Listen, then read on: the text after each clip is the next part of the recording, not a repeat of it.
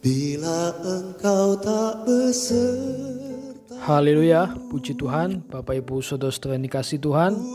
Oleh karena kemurahan dan kebaikan Tuhan, kita masih bisa merasakan berkat Tuhan pada pagi hari ini. Dan sebentar kita akan mendengarkan firman Tuhan. Dan bila firman Tuhan yang sebentar saya akan sampaikan, itu bisa menjadi berkat bagi seluruh sedang jemaat Tuhan yang mendengarkan firman Tuhan pada pagi hari ini.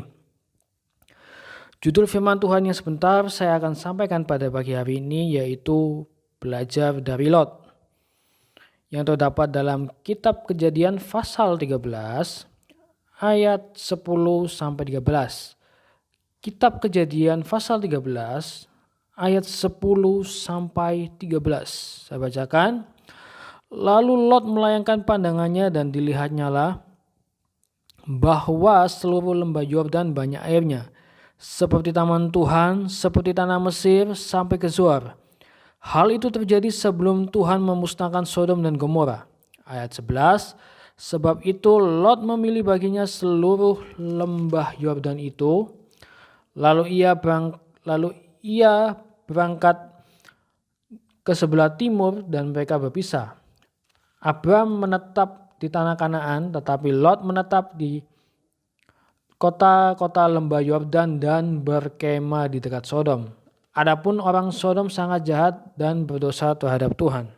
Bapak Ibu Saudara-saudara yang kasih Tuhan, setiap orang pasti pernah diperhadapkan dengan namanya pilihan. Dalam menentukan pilihan, kita harus berhati-hati dan bijaksana. Karena setiap pilihan atau keputusan yang kita ambil itu menentukan masa depan kita. Hari ini kita akan belajar dari Lot.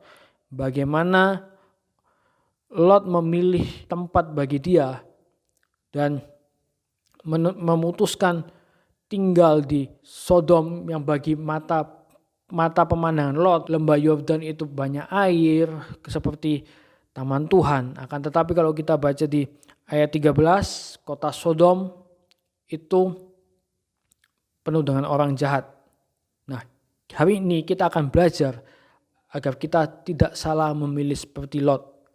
Yang pertama yaitu milikilah penasehat dan kita harus memiliki perencanaan atau strategi yang terdapat di Amsal 24 ayat 6. Karena hanya dengan perencanaan engkau dapat berperang dan kemenangan tergantung pada penasehat yang banyak. Nah, Bapak Ibu Saudara-saudara yang dikasihi Tuhan, kesalahan Lot dalam memilih atau menentukan keputusan adalah ia tidak memiliki penasehat, ia tidak memiliki perencanaan.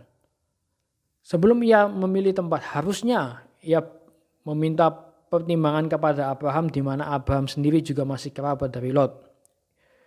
Itu juga yang sering kita lakukan jika kita diperhadapkan dengan pilihan. Pilihan yang di hadapan kita pilih dengan dari segi pandang kita. Wah, ini enak, ini menguntungkan bagi kita.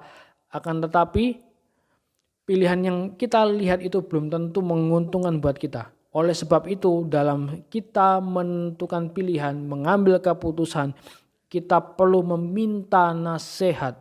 Kalau kita baca di pasal 24 ayat 6 tadi dikatakan, kemenangan tergantung pada penasehat yang banyak. Semakin kita menerima masukan, saran, nasihat, kita semakin terhindar dalam mengambil keputusan atau salah mengambil keputusan. Entah itu dari keluarga kita, entah itu dari orang-orang yang kita percayai, yang kita anggap itu bijaksana. Oleh sebab itu, saat kita mengambil keputusan, hendaknya kita membuat perencanaan dan meminta pertimbangan dari orang-orang yang ada di sekitar kita. Yang kedua yaitu libatkan Tuhan dalam segala hal. Yang ayatnya terdapat dalam Amsal pasal 16 ayat 3. Amsal pasal 16 ayat 3 saya bacakan. Serahkanlah perbuatanmu kepada Tuhan, maka terlaksanalah segala rencanamu. Nah, Bapak Ibu Saudara-saudara yang dikasihi Tuhan, Ini hal yang penting, hal yang tidak bisa kita tawar-tawar sebagai orang percaya. Kalau kita baca di Yeremia 17 ayat 7-8, di Yeremia dikatakan kita harus mengandalkan Tuhan. Kita tidak masalah, kita mempunyai rencana, strategi, kita minta pendapat orang seperti apa, akan tetapi hal yang terpenting dari semuanya itu yaitu melibatkan Tuhan dalam segala hal. Nah, saat kita melibatkan Tuhan, menyerahkan pilihan kita, menyerahkan perbuatan kita pada Tuhan, Tuhan akan turun tangan, Tuhan akan bertindak menolong kita menurut cara dan waktu Tuhan. Dan saya tutup dengan satu kesimpulan. Saat kita dihadapkan dengan pilihan, marilah kita melibatkan Tuhan dalam setiap pilihan kita. Marilah kita melibatkan Tuhan dalam setiap perencanaan kita. Satu, melibatkan Tuhan, Tuhan akan tolong kita. Dan hendaknya juga kita bijaksana dalam menentukan pilihan. Demikian firman Tuhan yang saya bisa sampaikan pada pagi hari ini. Mari kita berdoa. Bapa, kami mengucap syukur untuk segala berkat dan mujizat yang sudah Engkau berikan buat kami.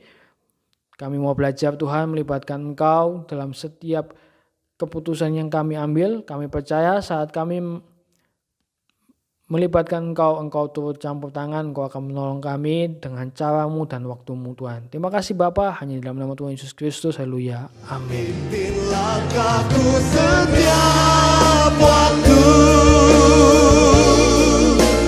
berjalan dalam roh-Mu. Oh, nyatakan Tuhan kemuliaan-Mu, dan berjalanlah denganku. Nyatakan Tuhan, nyatakan Tuhan kemuliaan-Mu, dan berjalanlah denganku. Nyatakan Tuhan, nyatakan Tuhan kemuliaan-Mu,